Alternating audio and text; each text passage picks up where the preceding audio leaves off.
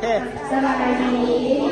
วันนี้พวกเขากลุ่มหนึ่งขออนุญาตคือนำเสนอเกี่ยวกับแผนการสอบเนาะซึ่งพวกเขาทีมงานของพวกเขาประกอบนี้ข้าพเจ้านายเป็นสอนสิทธิ์อารมณ์และอารมณ์ใจผ่านหักอ่อนน้อมข้าพเจ้าคือนางเยี่ยมสว่างธรรมเรียน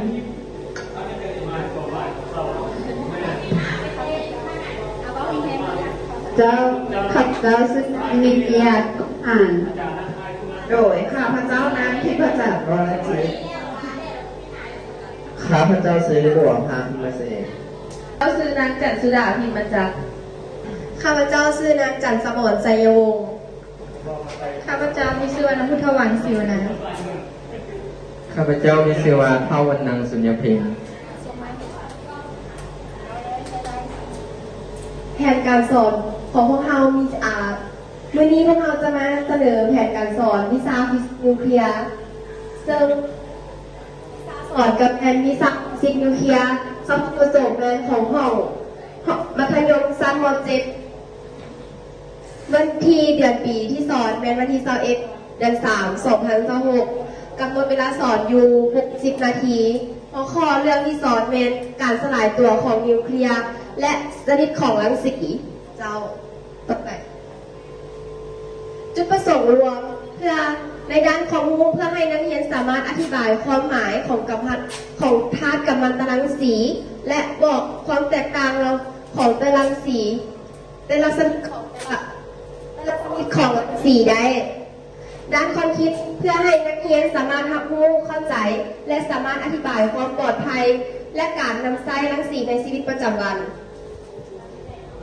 ในด้านทักษะความสามารถเพื่อให้นักเรียนสามารถเขียนสมผลการสลายตัวเบื้องต้นและสำแนกอำนาจการทะลุทะลวงของรังสีได้วิธีที่สอนเราจะเน้นแบบบรรยายและผสมผสานกับการสนทนา การนำใช้สื่อประจักษ์ตาเช่นรูปภาพวิดีโอจำลองและสมผลต่างๆตารางดำเนินการสอนขั้นตอนที่1ขั้นนำเราจะมีจุดประสงค์คือสร้างความสนใจและมีในเมนทวนคืนโครงสร้างอะตอมจะใช้เวลาอยู่5 นาทีกิจกรรมเมนเราจะตั้งคำถามเป็นอย่างบานธาตุจึงสามารถแพร่รังสีออกมาได้อุปกรณ์ก็คือรูปภาพแผนวาดอะตอมโดยขั้นตอนที่2ขั้นสอน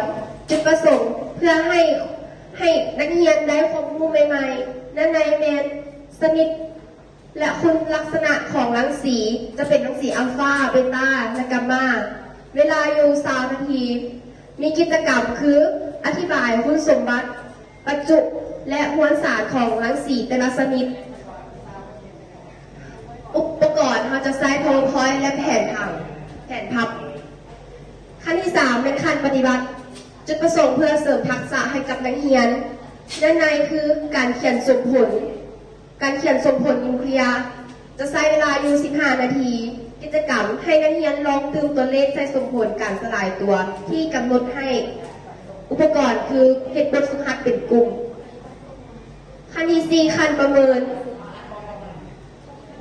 จุดประสงค์เพื่อตรวจสอบความเข้าใจของนักเรียนว่าเขาเข้าใจได้ลึกซึ้งส่ำใดด้านในเป็นคำถามทดสอบความรู้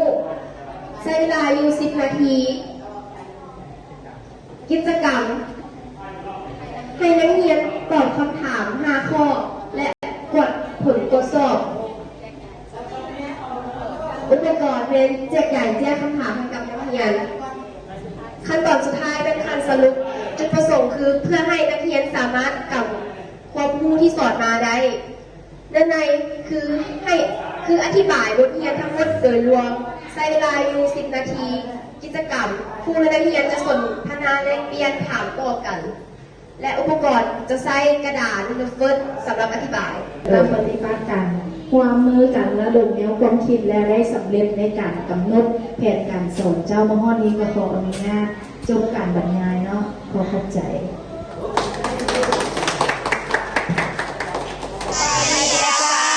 สบายดีวันนี้อาจารย์จะมาสอนวิชา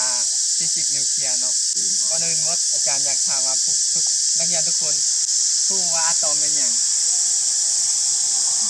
โอเควันนี้จะอธิบายอะตอมมันก็คือขึ้นมาส่วนหนึ่งของวัตถุเลยเนาะในวัตถุสมมติว่าไม้บรรทัดนี่จะมีอะตอมประกอบกันหลายๆอันมันจะเกิดเป็นไม้บรรทัดได้ซึ่งอะตอมมันจะมีอยู่นิวเคลียสแล้วก็อิเล็กตรอนมวลอ้อมของมันนักเรียนรู้บอกว่าเป็นอย่างธาตุบางธาตุจึงสามารถปล่อยรังสีออกมาได้ ได้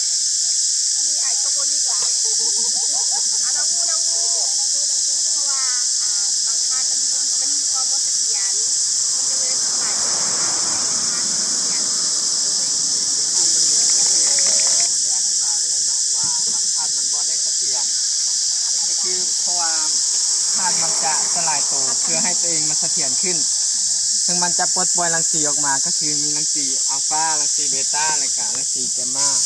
คือรังสีพวกนี้คือเรียกว่าเป็นอนุภาคที่มันปลดปล่อยออกมาจากธาตุที่มันบ่เสถียรเลยเนาะคือต่อไปอาจารย์จะมาพาให้นักเรียนเขียน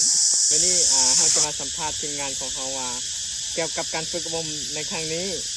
น้องได้อย่างในการฝึกอบรมในครั้งนี้ โดยสิ่งที่ค่อยได้จากการฝึกอบรมในครั้งนี้ค่อยได้ทั้งเทคนิคการสอนใหม่ๆได้ทั้ง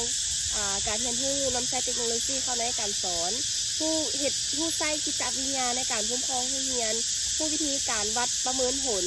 และมันสามารถช่วยให้ค่อยพัฒนาตัวเองให้กลายเป็นผู้สอนที่ดีได้เข้าใจ คือกับใจคำถามต่อไปเนาะเกี่ยวกับการฝึกอบรมในครั้งนี้มีความประทับใจอย่างแน่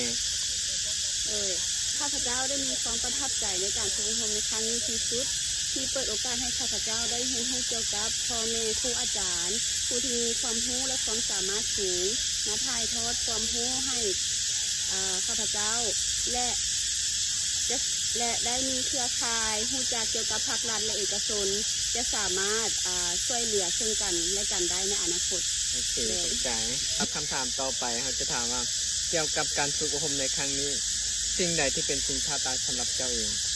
โดยสิ่งในการฝึกอบรมในครั้งนี้สิ่งท้าทายสำหรับน้องเองจะมีอยู่4อย่างหลักๆก็คือ1มาความแตกต่างทางด้านประสบการณ์ซึ่งสัมมนกรทุกท่านมีประสบการณ์หลากหลายและทุกคนก็เก่ง2มาแม่นสิ่งท้าทายสำหรับการแสดงออกของน้องบางครั้งน้องยังบ่กล้าเว้า3มาแม่นสิ่งท้าทายสำหรับการสื่อสารก็คือบางครั้งน้องยังบ่สามารถเว้าแบบเป็นทางการได้4แม่นการนำใช้เทคโนโลยี ICT หรือว่าแอปแคนวาต่างๆที่นำใช้เข้าในการฝึกอบรมโดยโอเคนั่นคือสิ่งท้าทายสำหรับน้องโอเค นี่เป็นสิ่งท้าทายสำหรับน้อง โอเคเข้าใจรับคำถามถัดไปเราจะมาถามว่ากิจกรรมที่ว่ามักมีอย่างแน่ลองมามี ค่อยเองแม่นมักการบรรยายของอาจารย์แต่ละท่านได้ความรู้ใหม่ๆที่ให้เราเข้าใจง่าย โอเคคนถัดไปเลย โดยตัวข้าพเจ้าเองมักกิจกรรมในการเฮ็ดบทฝึกหัดเพราะมันช่วยเปิดโอกาสให้เราได้แสดงความกล้าหาญและได้แสดงออกนอกจากนั้นยังสร้างความสามัคคีโดยการเฮ็ดเวียกเป็นกลุ่มและได้ช่วยเหลือแบ่งปันความรู้ซึ่งกันและกัน โอเคคนถัดไปเลย ในนำข้าพเจ้ามักอันกิจกรรมถามโต้ในห้องเรียนและได้เฮ็ดให้พวกเราได้เล็กเปลี่ยนบทเรียนซึ่งกันและกันระหว่างครูกับนักเรียน ชีวิตถัดไปเล โด ย ยสำหรับค่อยก็คือมากิจกรรมมวลซื่นมันก็เฮ็ดให้คลายความเครียดของนักเรียนแล้วก็ทักเพลงกันหลายขึ้น โอเคสำหรับนั่นก็คือกิจกรรมที่ว่ากลุ่มหนึ่งของเรามักเนาะโอเคขอบใจ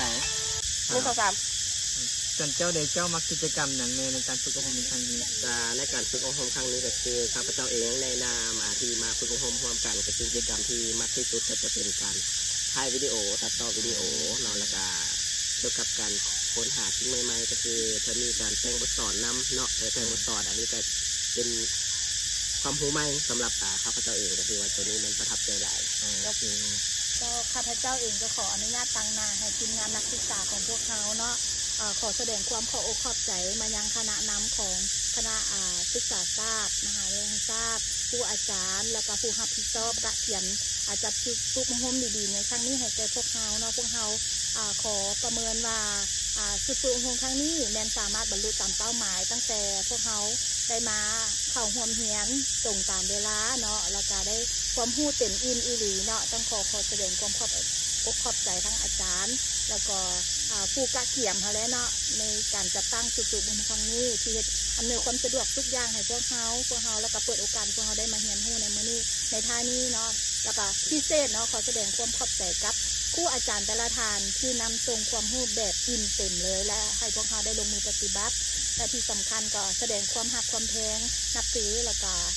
กับไอ้น้องครูอาจารย์พวกเขาที่ได้เปิดโอกาสพวกเขาได้มาสร้างเครือข่ายได้เรียนรู้ซึ่งกันและกันในมื้อนี้เนาะขอแสดง